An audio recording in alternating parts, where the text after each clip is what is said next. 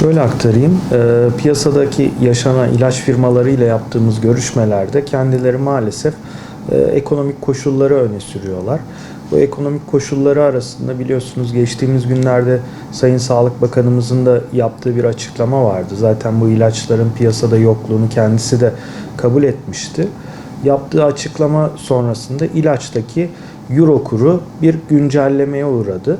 Daha öncesinde 7,86 olan euro kuru şu anda %37 civarındaki bir artış ile 10,75'e çıkarıldı ve tüm ilaçlara bunun neticesinde zam verildi. İlaç firmalarıyla yaptığımız görüşmelerde maalesef hem bu ilaçtaki euro kurundaki sıkıntıdan bahsediyorlar hem de yurt dışında globalde oluşan ilaç etken madde fiyatlarındaki ciddi artıştan bahsediyorlar. Tabii bunların ikisi de yan yana geldiği zaman maalesef ciddi sıkıntılar yaşanıyor.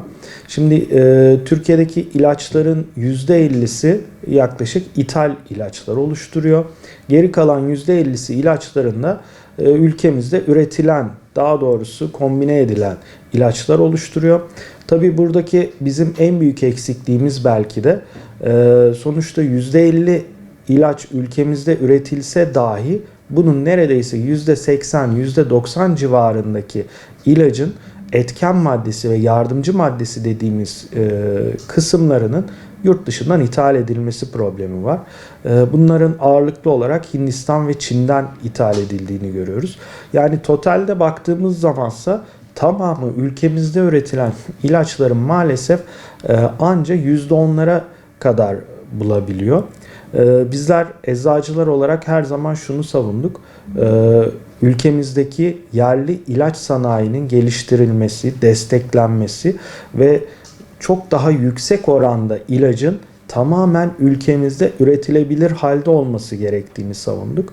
Tabii dışarıya bu kadar bağımlı olduğunuz bir noktada maalesef ilaca ulaşmakta işte böyle zamanlarda sıkıntı yaşanabiliyor.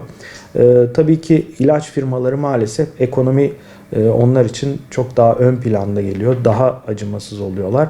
Kimisi ilacı üretmekten imtina ediyor. Kimisi ülkemize ilaç getirmekten imtina ediyor. Bundan dolayı alınması gereken belki de en büyük önlem de ülkemizdeki ilaç üretiminin tamamen ülkemizde etken maddesiyle, yardımcı maddesiyle tamamen ülkemizde üretilecek ilaçların desteklenmesi çok kıymetli diye düşünüyoruz. Yani az önce de bahsettiğimiz gibi aslında Sağlık Bakanlığı eğer bir çözüm istiyorsa gerçekten öncelikle tamamı ülkemizde üretilen yerli ilaç sanayinin desteklenmesi gerekiyor. Ve hatta biz şunu da sürekli söylüyoruz. Nasıl ki TOK'ta Türkiye'nin otomobilinin yapılması için devlet destekli ve çeşitli sermayeler konarak özel sektör ile gerçekten özel bir iş yapıldı. Yerli ilaç sanayinde de böyle bir işlemin yapılabileceği ve güçlü bir yerli sanayinin oluşturabileceğini bizler düşünüyoruz. Öncelikle bu birinci aşama.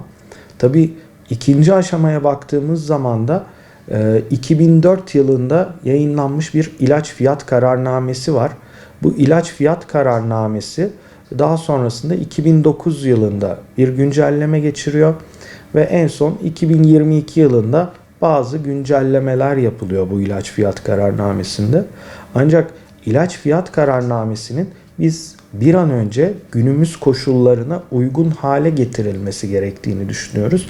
Bunu hem eczane ekonomileri için hem ilaç sanayimiz için hem de vatandaşlarımızın ilaca daha rahat ulaşabilmesi için talep ediyoruz.